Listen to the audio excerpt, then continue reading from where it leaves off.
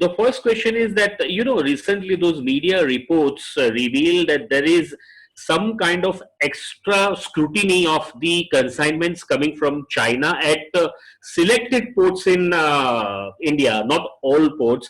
Although Nitin Gadkari ji has clarified that no, that is not the case, but still media reports are very strong about it.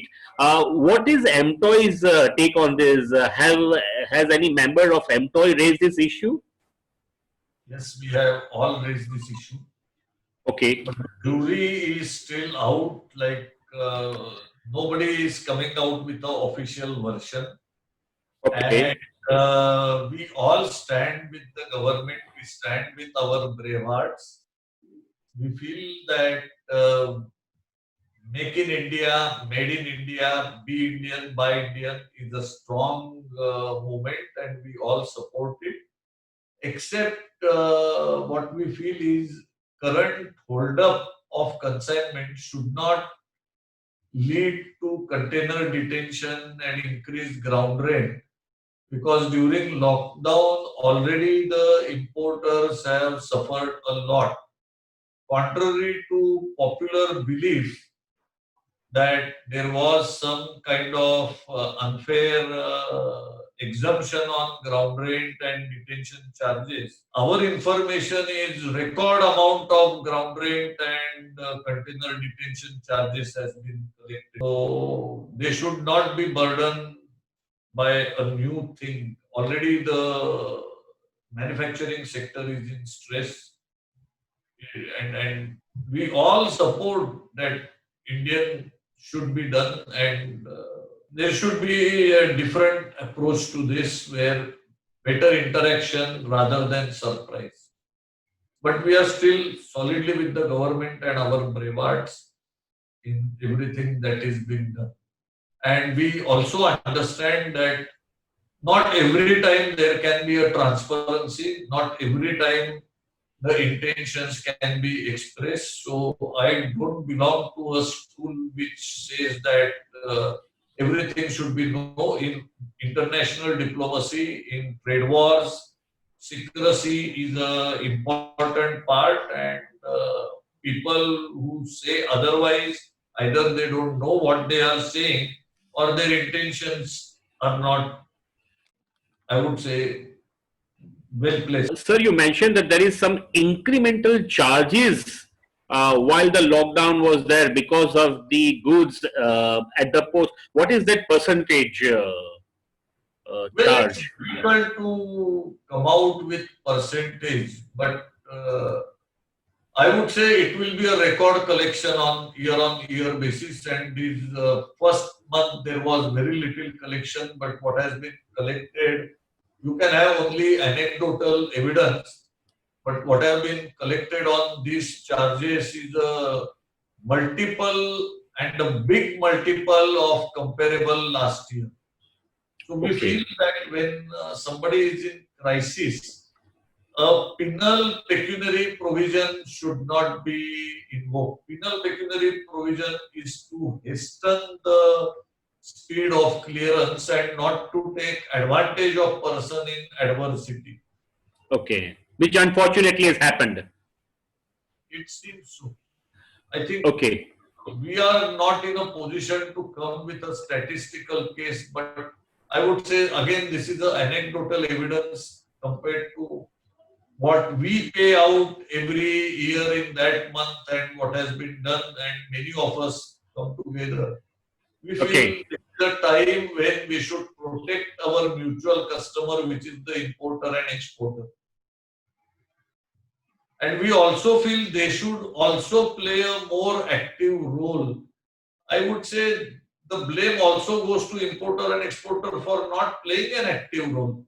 They have taken a backseat in this. They should have taken lot more studied active interest individually and collectively as their respective association. I was very much interested in knowing from you about, you did mention about there is a dire need to have a thorough study of the logistics sector, a scan in the post lockdown phase. which perhaps will guide the logistics enterprises and the entrepreneurs to move towards Atmanirbharta as stated by Prime Minister Modi. Sure, could you just share your views on that?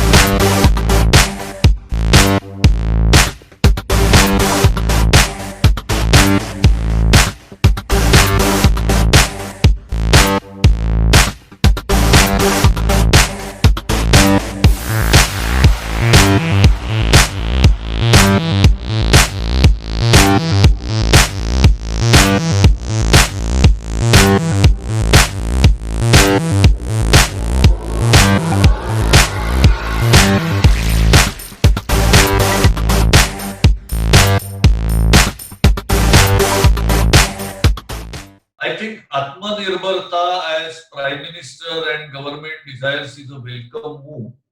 But before they touch and encourage the entrepreneurs and logistics professionals, I think the government itself should have greater clarity on this issue. So this issue government should study for better understanding that it should have on this issue. Logistics constitutes 14% of the GDP is a well-known statement. We hear it so many times and it almost seems to be a taunt to us.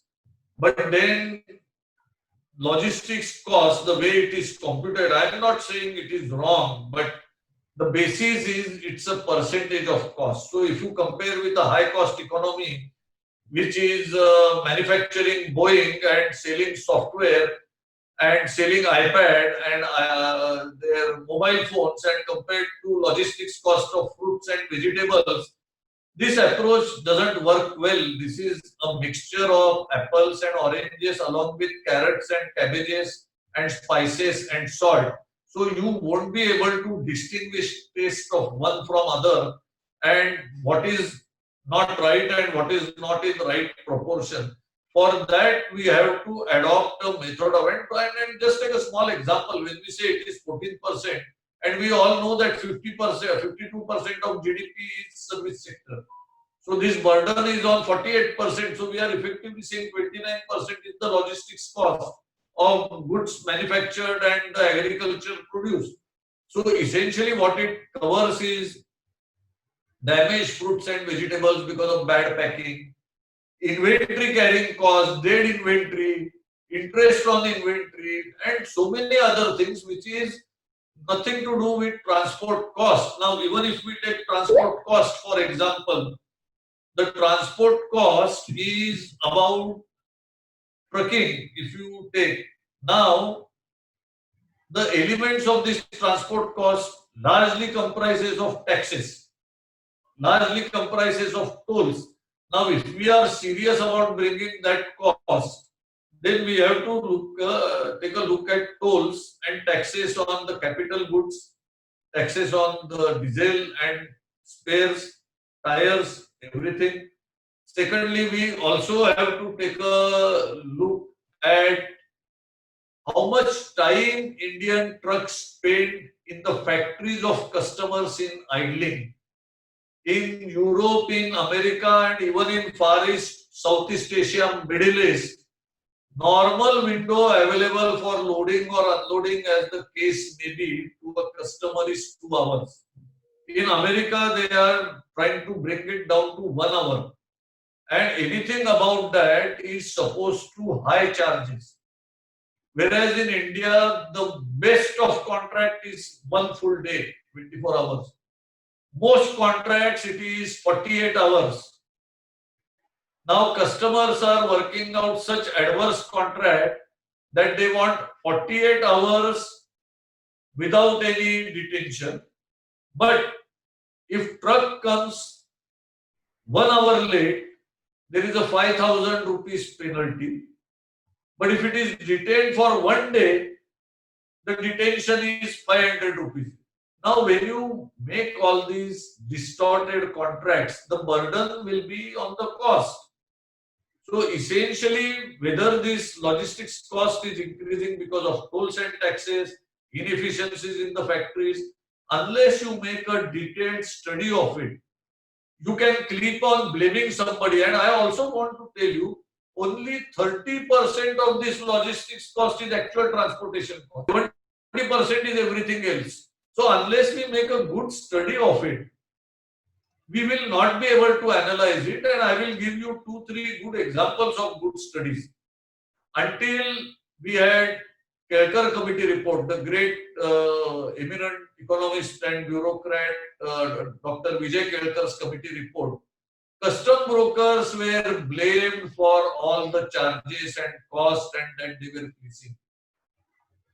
Vijay Kelkar committee and Dr. Kelkar personally took interest. He checked our bills and he found out that 95 to 98% is a reimbursed cost. So we were barking a wrong tree. Even today, people like us who come at forefront in discussion with government, we get targeted. Whereas segments which are beneficiaries of cronyism on one kind or other are at the background and they don't get exposed. So their burden, it's their monkey on our shoulder we keep on carrying. You can get pleasure of hammering us, but it's not going to reduce the logistics cost. But yeah, sorry, Barkamkar sir, yeah, you have bifurcated in 30% and 70%. Fine. The other day, my colleague Captain Chadda had an interaction with ICSA, the coastal shipping, the body.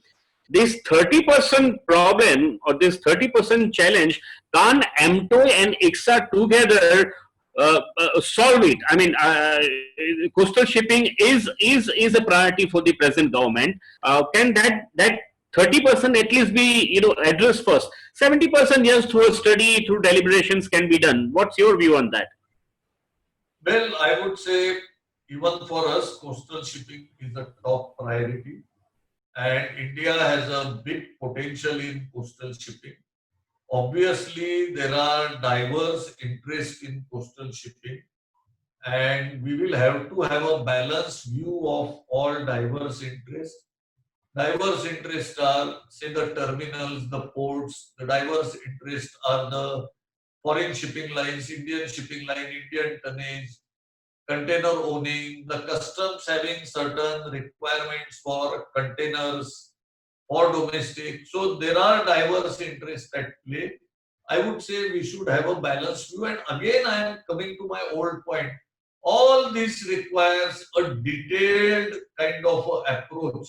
This all requires a surgical strike and not a shotgun method. These are not shotgun method areas. It's like in calculus, you break every single equation into its smallest piece, go for its differentiation, which is a derivative, find out the solution for that, and then put all the things together and integrate it like you do for a jigsaw puzzle. Unless we go to the smallest piece, take one segment at a time, thorough its study, otherwise we can have policies, rules which are not implementable on ground. Then is MTOI thinking of talking to the ministry? You have got a dedicated department, not a dedicated ministry within shipping ministry. You've got a dedicated department. Is MTOI now, since we are coming out of lockdown gradually, are MTOI senior members now thinking of connecting with the ministry as far as these pertinent issues are concerned? Well, MTOI and all stakeholders in coastal shipping, we are all jointly discussing amongst ourselves and with the government to find a solution for this. As I said, there are diverse interests. We will soon be having meeting with various stakeholders. What MTOI and other stakeholders we are doing is we are having extensive consultations with government, with exporters, with particular stakeholder, be it port, be it terminal, be it trucking company, be it railways, including Container Corporation, and trying to come out with a multimodal solution which is easier than this solution. Here, probably we have to have a balancing of interest of every stakeholder for ultimate benefit of the exporter and importer. We are doing work on that, and when I say every stakeholder includes government. For example, if government comes out with public-private partnership, which is on revenue sharing, the revenue sharing partners say we give 50%, 48%, 52% of revenue to the government. But then you can't say that this is for making logistics competitive. So we have to be clear on what we have to achieve. Whether making revenue out of that national asset is the highest national priority, or making it more productive and cost effective will give greater impetus to the economy by increasing the exports, making imports competitive, creating an environment where Indian industry is more competitive and we have job creation. We have to decide which is the priority, and we need to have a vision for that. And we are interacting. My humble suggestion in this is, again, it requires detailed studies. These are not quick fix solutions. Okay, so you spoke about a national asset which has to be cleverly used and utilized to give a fillip to the logistics industry, and it just cannot be a core focus to generate more revenues. Can I say, let's take for example inland waterways in our country. How? Because you said that national asset can be utilized to give a fillip to the logistics industry, and that cannot be used as a revenue generator. We have discussed coastal shipping. How about inland waterways and logistics industry? Some kind of a synergy between these two. Well, small correction. I am not saying it's a national asset as a support for logistics industry, national asset as a support for agricultural and manufacturing sector to keep their cost competitive. And we become a byproduct of what our manufacturing or agricultural sector does. So our interest is best protected in their growth than anything else. Then coming to inland waterways, I think inland waterways was a mainstay of Indian economy if we went back 200 or 300 years back. But with emergence of railways, somehow it took a backseat. Now, inland waterways will be a very strategic decision for the government, and we can't just go by geographical considerations. The inland waterways terminal, you will need that there is either a consumption center, a massive consumption center, or massive manufacturing or production center over there. Secondly, our inland waterways have not been dredged for a long time. They will require capital dredging. There are no facilities on the side which are navigable for vessels which can make this transport competitive. So this is a very long-term kind of plan one has to come out. And again, it has to be with coordination of having a industry right there. Secondly, there has to be a big modal connectivity over there. You can't have inland waterways which just terminates at one place and not have road, rail, air, and maybe another inland waterways connected, or a pipeline connected over there. You need a nodal kind of approach over there which feeds the last mile and the second phase of carriage. Yeah, but as you said, see, in inland waterways, the development on the jetty side. Now that land is a state subject, right? Land is not it's a state subject. Do you think that is the bottleneck in development of inland waterways and the logistics growth? Because land is a state subject.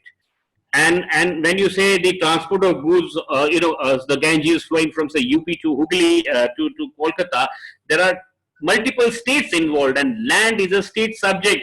The development of infrastructure on the sides of Ganges is a state subject. Do you think that is the bottleneck which is creating a major hurdle for the logistics growth as far as inland waterways is concerned? See, we are not expert on state-center relationships. We consider government as a whole, be it state government, central government, municipality, because we are all working towards a common interest.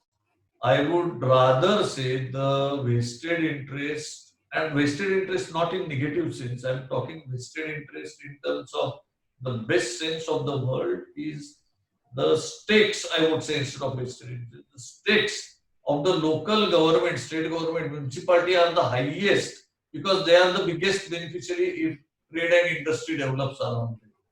So they have to do maximum sacrifice so that they have better yields in future. State government will benefit, and in current scheme of things with GST, state government will benefit immensely if they are able to attract industry around them. Let's take example of places like Singapore and Dubai. They have no advantage. Singapore at least has a geographical advantage, but it's neither a consumer nor a producer. And 90% of cargo which is operated at Singapore port or airport is meant for transit. So they have to make themselves very attractive. Same with Colombo, which is much tinier country. They have to become competitive, but at least Singapore followed by Colombo have some geographical advantage. If you look at Dubai, they have no geographical advantage. They have created something by sheerly being a visionary, being 10 years ahead of the requirement, creating ease of doing business of a kind which becomes. Are you aware? I think most people would be aware that Dubai has zero oil revenue. Dubai is not an oil-driven economy. Dubai has managed to position itself as tourism, as entertainment, as trading center, now a financial capital. Now that's a part of a life cycle of a city. Starting as an ordinary trading hub, manufacturing, trading, going to financial center to a financial capital. So it is by making things that are attractive, you are going to create. It's a chicken that laying golden eggs. You have to treat that hen in that manner. So, so let me wind up our interaction with that extremely crucial question. What, according to you, is the essence of multimodalism, and what is your vision for the Indian logistics sector? Both go hand in hand. I mean, what is it? Because MTOI always talks about catalyzing multimodalism. What is that essence of multimodalism in India? See, if we go by legal definition of multimodalism, it is very simplistic. It is transport by two or more means of transport by one single document, one liability. But that's a simplistic definition.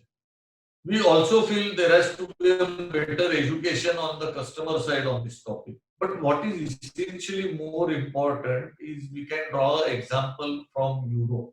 I'll give one short example of when you land in Gateway Airport at Europe. You have option to fly to a smaller town. For example, if I'm going to Stuttgart, I may land in Munich, I may land in Frankfurt. Then I have choice of going by another flight. I have choice by going by train. And for train also, it's right at the railway station. If I have peculiar requirement, I can go by taxi. I can hire a car right there. And all this seamlessly at a walking distance. So multimodalism is also a modal change without even noticing the modal change. So that's what we should bring in multimodal transport. Like if you go to Frankfurt and then if you have to go to their main train station by taxi, carry all your goods yourself, wait there is no seamlessness. Now you can get a ticket from an airline which includes railway connectivity. So it has to be something which is seamless. And now I can give you a very quick example. Basel is a pharma capital of the world, and Switzerland is a landlocked country. Notwithstanding Switzerland being landlocked, it being a high cost economy, within Switzerland, Basel is a higher cost economy. Yet it is a pharma capital and they manufacture pharmaceuticals at the lowest cost. They are very competitive and their transport is also competitive. Why? They have a tri-modal hub in Basel, which from one particular tri-modal hub terminal, you can carry the goods to the gateway port, which is Antwerp, Rotterdam, by inland waterways, by rail, or by road using the same gantry crane. So that hub operates across three modes by one gantry crane, and the fourth would be the transit storage also by the same gantry crane. Similarly, it has the last mile connectivity or secondary transport connectivity right there, which happens seamlessly. So they become a hub not just for their country, but even for neighboring countries. So this is our vision of multimodalism in India. Last question, Barkamkar sir. As an industry veteran, the recent FICCI report stated that the exports have gone down drastically. The EXIM trade is under stress. What is your message through our channel to the logistics entrepreneurs, the younger generation? We are passing through this tough times. The economy is not in a good shape. Going forward, we have got a situation where Indo-China standoff can, God knows what would that lead us to. What is your message to the logistics industry stakeholders, the entrepreneurs? How do they realign their business model to kind of save the job losses, to protect their margins and sail through this tough phase? I think we have to do some plain speaking. The days of protecting the margins are over. Our old business models are either broken or they are dilapidated. Today, repairs or patchwork is not going to work. We have to redefine our business. We have to transform our industry. It is COVID crisis or China, what's happening at the border. In fact, it will have greater impact on Indian Ocean is a prediction of some people. So this is only accelerating which already existed. It is like COVID. If you had comorbidities, age is against you, then you are more vulnerable. The healthy ones who exercise well, who eat nutritious food, who don't eat junk food, can withstand this crisis. So similarly, for our economy, we have to strengthen our economy. And most importantly, we should not consider ourselves victim of circumstances, but we should consider that we have not strengthened ourselves, we have not adequately transformed ourselves. And I can tell you, it is going to accelerate a lot of things.